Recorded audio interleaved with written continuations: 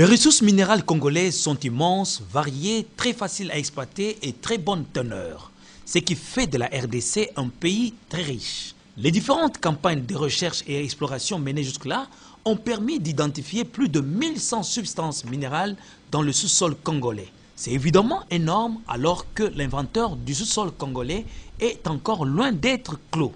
La RD Congo n'est encore explorée qu'à 30% de son étendue globale, ce qui lui vaut le mérite d'être considéré comme un scandale géologique. La recherche que nous voudrions appuyer ici, c'est de faire en sorte que le reflet qui est devenu national, au Kinshasa, un scandale géologique, que ce scandale géologique se transforme en scandale économique. Oui, transformer ce scandale géologique en scandale économique est la problématique bien soulevée dans le livre de Léonide Moupepele intitulé « L'industrie minérale congolaise, chiffres et défis ». Comme vous le savez, on parle toujours du Congo comme un scandale géologique, mais c'est toujours des estimations.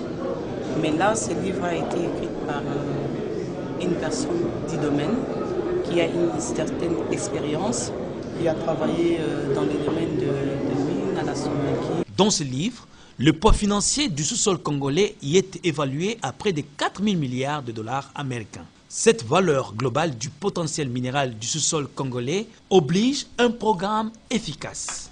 Donc les chiffres qu'il avance sont des chiffres vérifiables et précis. Et ça donne au moins une idée réelle de ce que le scandale géologique de la République démocratique du Congo dont on parle. Il est vrai que depuis quelques années, des avancées significatives sont ressenties sur le terrain à la suite de la rigueur et le dynamisme du ministre des Mines Martin Kabouloulou, qui avait imposé depuis 2007 l'interdiction des exploitations des minerais à l'état brut et des concentrés de cuivre, la mise en place des mécanismes de traçabilité, la révisitation des contrats miniers menés avec succès qui a abouti à un véritable assainissement du secteur de mines. Tous ces efforts ont poussé certains observateurs avisés et grands professeurs d'université à le confirmer. Aujourd'hui, il y a pas mal d'opérateurs. Il est clair que même si les choses ne se voient pas partout dans le pays, celui qui va par exemple au Katanga aujourd'hui va bien se rendre compte que le changement est visible. Parce qu'il y a beaucoup de sociétés qui sont installées, il y a des exploitations qui se développent. Il faut savoir qu'aujourd'hui, la production en cuivre est supérieure au maximum qu'on a atteint à l'époque où la GECAMINE travaillait. Et aujourd'hui, la production minière en cuivre seulement est supérieure à 500 000 tonnes. Donc pour dire qu'il y a une relance, mais pour que cette relance se traduise dans le développement du pays, il y a encore beaucoup de choses à faire. Mais hélas, tous ces efforts sont maintes fois interrompus et anéantis par les guerres intermittentes et l'insécurité dans l'est de la RDC. Retenez, l'argent, les grands investisseurs ainsi que le réel développement n'aiment pas le bruit des bottes ainsi que de coups d'éclat. Le coût de la paix est très énorme. Il faut arrêter la guerre. Les conséquences de la guerre sont énormes, néfastes, et représentent un véritable hécatombe qui alimente une crise multiforme. Pillage des ressources naturelles, massacres, tueries, viols, vols, destruction des infrastructures. Il faut arrêter la guerre. Paix véritable n'est pas seulement absence de guerre, mais aussi manière d'être, de penser, d'agir, d'avoir et d'exister. Et cette paix durable passe par l'amour du prochain, c'est-à-dire respect de l'autre et compréhension et acceptation mutuelle des différences entre peuples pour sauvegarder l'unité dans la diversité politique, économique, sociale et culturelle. Classe politique, leaders politiques doivent s'abstenir des discours de démobilisation vis-à-vis de la population, des jeunes et des forces armées. Paix, symbole d'absence de guerre, d'hostilité, de conflits, donc état d'accord et d'harmonie entre membres d'une communauté et communauté voisine. Mais qui veut la paix prépare la guerre, dit-on. M23, une rébellion de trop, une nouvelle tentative de balkanisation de la RDC.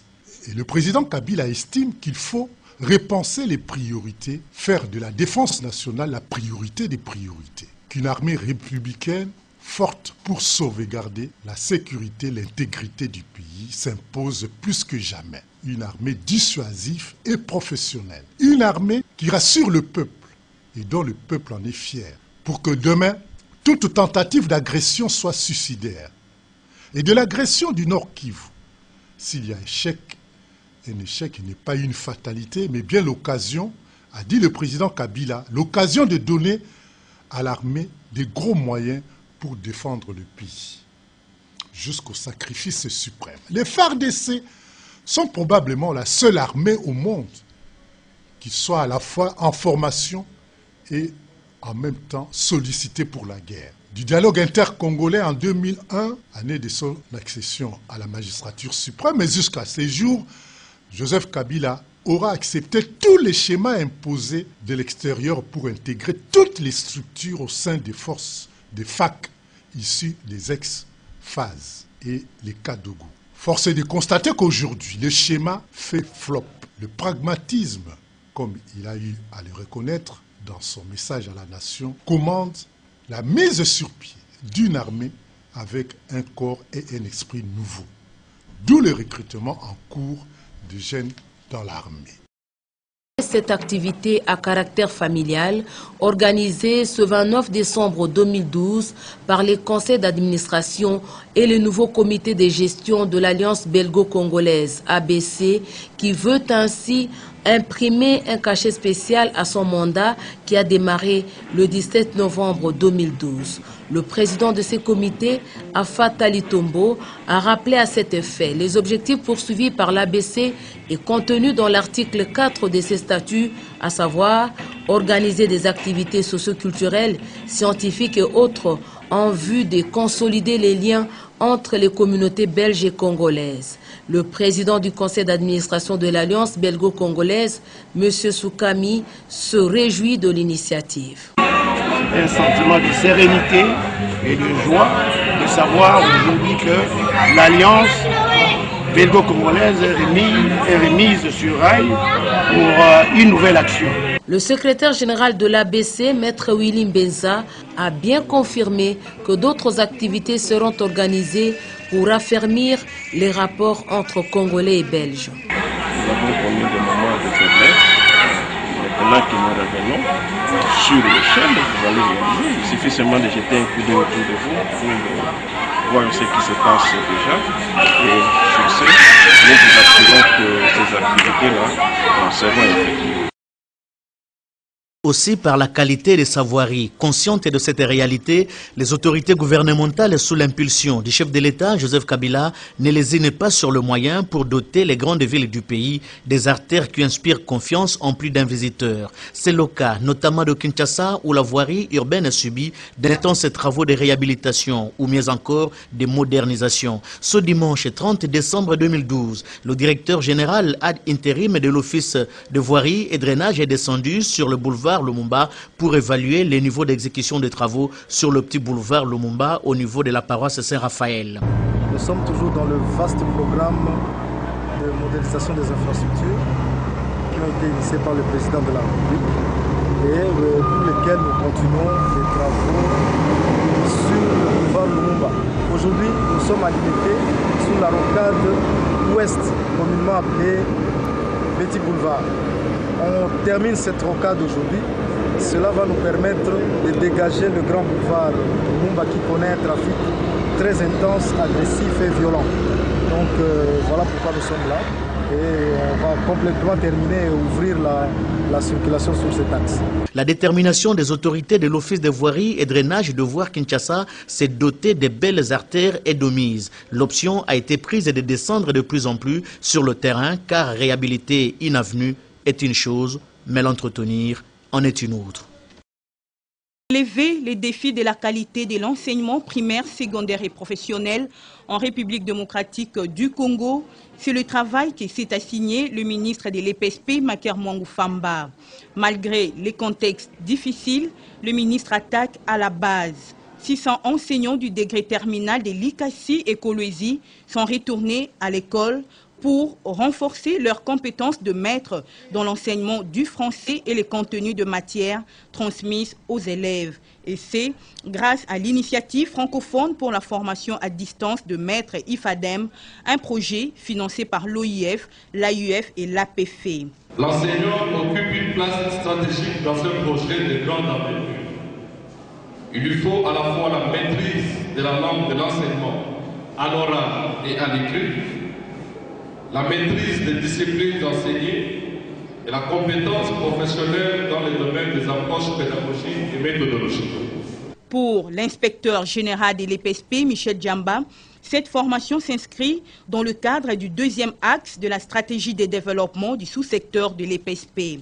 Présente à cette cérémonie, la représentante du chef de l'État au Conseil permanent de la francophonie, Isabelle Tchombe, s'est dit satisfaite de la matérialisation de l'IFADEM au bénéfice de notre système éducatif. Après la coupure du ruban symbolique, le ministre et sa délégation ont visité les centres numériques de l'IFADEM sous la conduite du chef de projet de l'APF. Les admissions dans les universités et instituts supérieurs sont de plus en plus abondantes. La demande des finalistes du secondaire sont nombreuses, ce qui donne lieu aux extensions des universités et instituts supérieurs à travers le pays.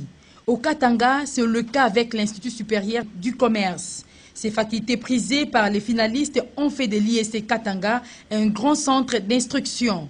Resté longtemps dans de vieux bâtiments, ISC Katanga s'est imposé une modernité avec l'acquisition d'un terrain sur fonds propres, la construction de nouveaux bâtiments, l'équipement en matériel didactique. S'ajoute à cela un corps professoral disponible et dévoué. Je stimule la capacité de pensée des étudiants.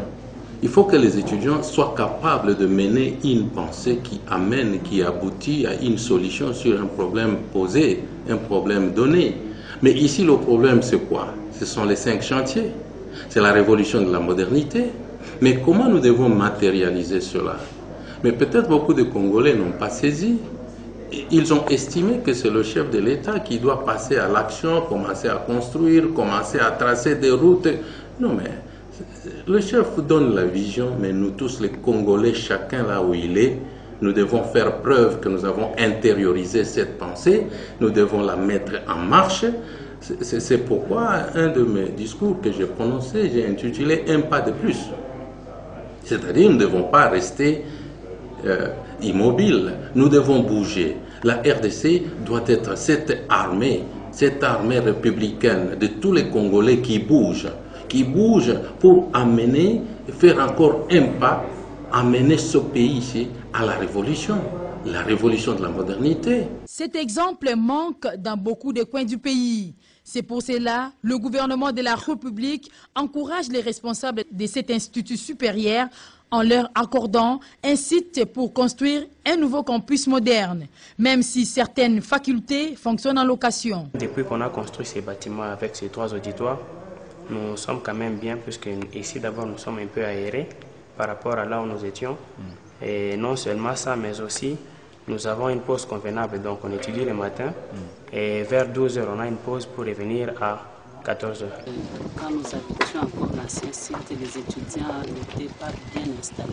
Maintenant que nous avons notre site, nous pensons que nous mettons les étudiants à leur place et ils sont à l'aise dans les sites de l'ISC.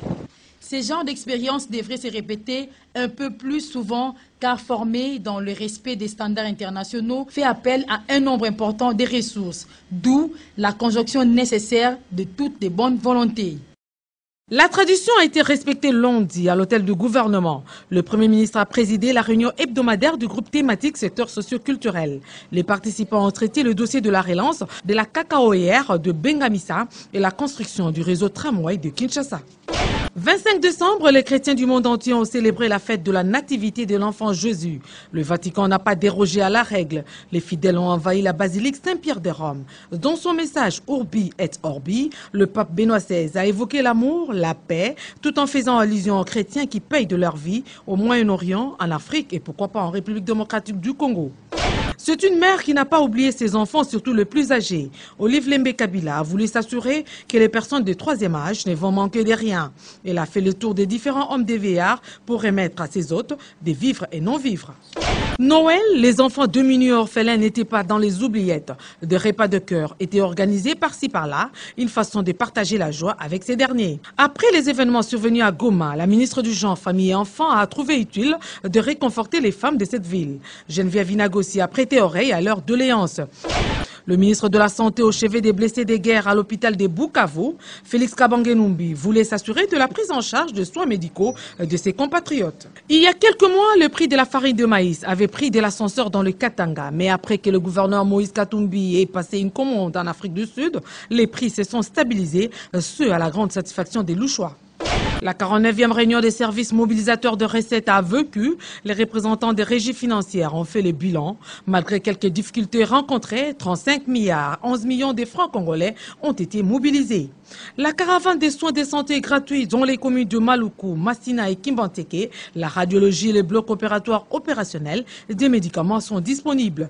Ceux ont envie de permettre aux Quinoises et Quinois de cette partie de la capitale de passer les fêtes dans de bonnes conditions. La pluie diluvienne qui s'est abattue à Kassangulu dans le Bas-Congo a fait d'énormes dégâts, des toitures emportées, des maisons écroulées, de centaines de sans-abri, même morts d'hommes. Le gouvernement a porté secours à 243 sinistrés avec 80 tonnes de dons, des vivres et non-vivres. Le calendrier de la présente session extraordinaire est largement entamé au Sénat. L'Assemblée plénière a adopté à l'unanimité 3 projets de loi sur le statut de magistrat, la libre administration des provinces et sur la ratification de l'accord de Cotonou. Lancement officiel du forum de revitalisation des structures d'études et de planification. Les structures d'études et de planification jouent leur rôle d'interface entre le ministère du Plan et les autres ministères, les institutions publiques et les entreprises publiques, les établissements et services publics. Créé en 2002, l'Office national de l'emploi devrait en principe fonctionner grâce à la contribution du patronat congolais, hormis les subventions de l'État. Mais depuis 10 ans, les frais de fonctionnement de cet office ne proviennent que du budget de l'État. Le ministre de l'Emploi est déterminé à faire appliquer l'esprit du décret de 2002. Le port de construction du pont en eau profonde à Banana, vieux de 30 ans, bientôt une réalité grâce à la détermination du gouvernement. C'est ce qui explique l'atelier de validation des études de faisabilité de ce projet. À la conférence débat à l'Université de Kinshasa sur les antivaleurs socio-morales au sein des institutions supérieures et universitaires, le ministre de l'Enseignement supérieur et universitaire et son collègue des médias ont sensibilisé la communauté estudiantine aux bonnes pratiques. Les 2 membres du gouvernement ont dénoncé les pratiques qui ternissent l'image de l'université.